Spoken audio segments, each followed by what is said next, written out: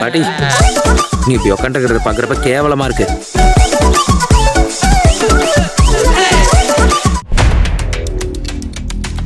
மத்திய கிழக்கின் வீதிகள் இன்று இரத்தத்தால் கழுவப்பட்டு கொண்டிருக்கிறது. ஆனால் ஒரு அசாத்தியமான அமைதியையும் அங்கு காணலாம். சுனாமிக்கு முந்தைய மௌனம். 2026 பிப்ரவரியில் தெஹ்ரான் மீது விழுந்த ஒவ்வொரு குண்டும் பியாங்கில் இருக்கும் கிம் ஜாங் உன்னினுடைய உறக்கத்தை கலைத்திருக்கிறது என்றும் சொல்லலாம். இப்போது உலகத்தின் பலருடைய கேள்வி இதுதான்: வடகொரியா ஈரானுக்கு கரம் கொடுக்குமா? இந்த கேள்விக்கு ஆம் அல்லது இல்லை என்று சுருக்கமாக பதில் சொல்ல முடியாது. வடகொரியாவுக்கும் ஈரானுக்கும் இடையிலான பந்தம் இன்று நேற்று தொடங்கியது அல்ல.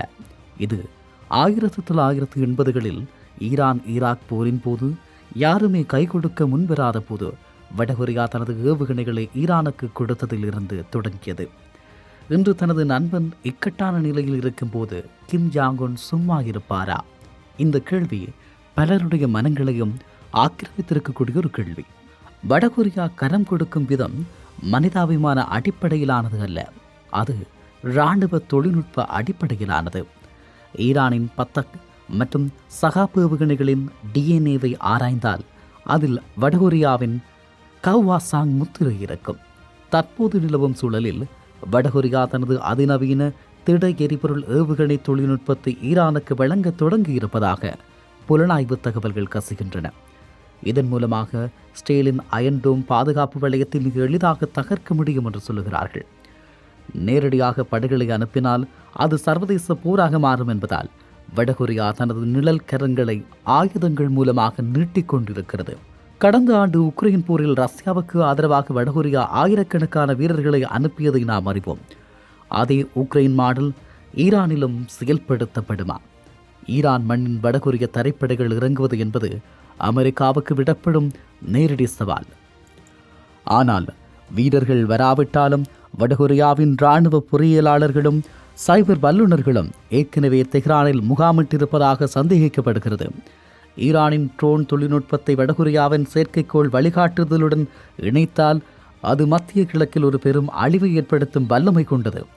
வடகொரியா கொடுக்கும் கரம் என்பது இங்கே அறிவுசார் மற்றும் தொழில்நுட்பம் சார் கரம் என்று சொல்லலாம். உண்மையில் கிம் ஜாங் உன் ஏன் ஈரானை காக்க வேண்டும்? இது ஈரானின் மீதுள்ள பாசம் மட்டுமல்ல, தனது சொந்த இருப்பை பாதுகாக்கும் ஒரு தந்திரம். 2026 ஈரானின் தலைமை வீழ்த்தப்பட்டால் அடுத்த இலக்கு வடகொரியாதான் என்பதை அவர் நன்கு அறிவார்.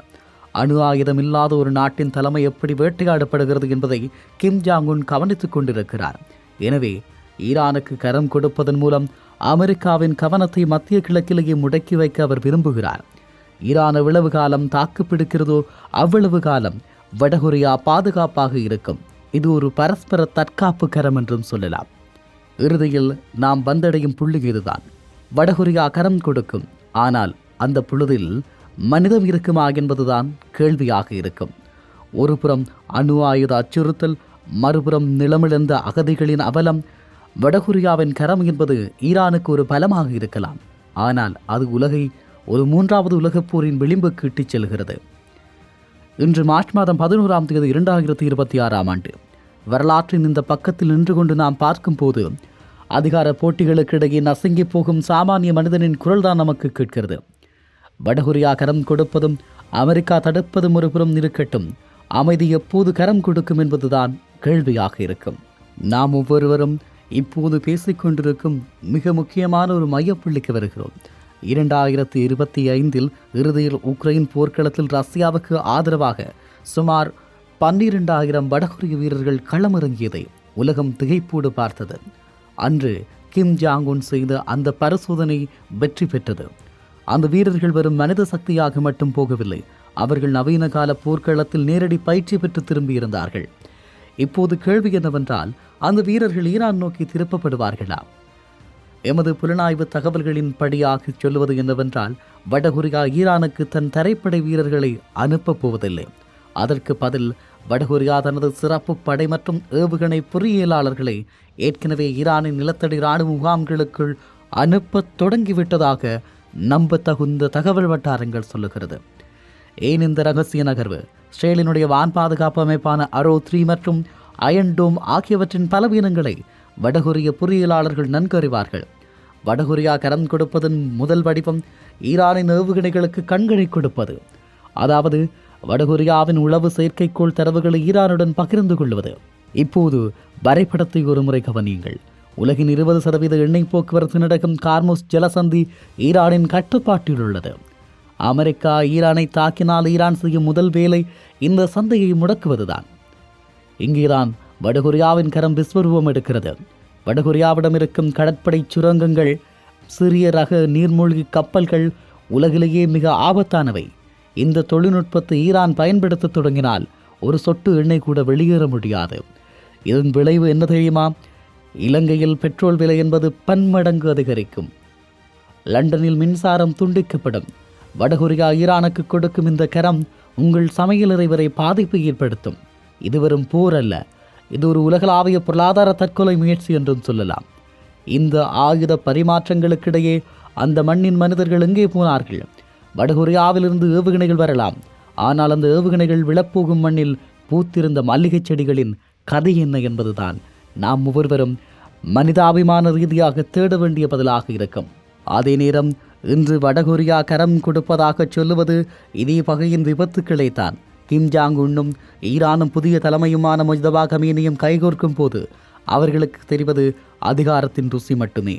ஆனால் முள்வேலிகளுக்கு பின்னால் முகவரி தொலைத்து கிடக்கும் அகதிகளுக்கு தெரிவது இன்னும் நீளப்போகும் இருண்ட காலம் மட்டுமே. வடகொரியா கரம் கொடுப்பதன் மூலம் போர் இன்னும் உக்கிரமடையும். சமாதானம் என்பது ஒரு காணல் நீராகி போகும். இப்படியான சூழலிலேதான் நாம் மிக முக்கியமான ஒரு நெருக்கடியான பகுதிக்குள் நுழைகிறோம். கடந்த திங்கட்கிழமை ஒரு வரலாற்று முக்கியத்துவம் வாய்ந்த நாள். அமெரிக்கா மற்றும் இஸ்ரேலினுடைய வான்வெளி தாக்குதலில் கொல்லப்பட்ட தனது தந்தையார் அயத்துல்லா அலி கமேனிக்கு பிறகு ஈரானின் உச்ச அதிகார பீடத்தில் முஜ்தபா கமேனி அமர்ந்திருக்கிறார். மத்திய கிழக்கு நாடுகள் இன்னும் அதிர்ச்சியிலிருந்து மீளாத நிலையில் பியாங்கில் உள்ள ஒரு செய்தி மின்னல் வேகத்தில் வந்து சேருகிறது. ஈரானிய மக்களின் இந்த தெரிவை நாங்கள் முழுமனதோடு ஆதரிக்கிறோம் என்கிறது வடகொரிய அரசு ஊடகம். ஏன் இந்த வேகம்? முஜ்தபா கமேனி ஒரு சாதாரண தலைவர் அல்ல. அவர் ஈரானின் புரட்சிகர காவல் படைகளுடன் மிக நெருக்கமான தொடர்பை கொண்டவர். வடகொரியாவுக்கு தேவைப்படுவது சமரசம் பேசாத, அமெரிக்காவுக்கு அஞ்சாத ஒரு தலைவர். அந்த தேவையை முஜ்தபா கமேனி பூர்த்தி செய்கிறார். வடகொரியா கொடுக்கும் இந்த கரம் ஈரானின் புதிய தலைமைக்கு சர்வதேச அளவில் ஒரு பாதுகாப்பு அரண் போன்ற தோற்றத்தை ஏற்படுத்துகிறது.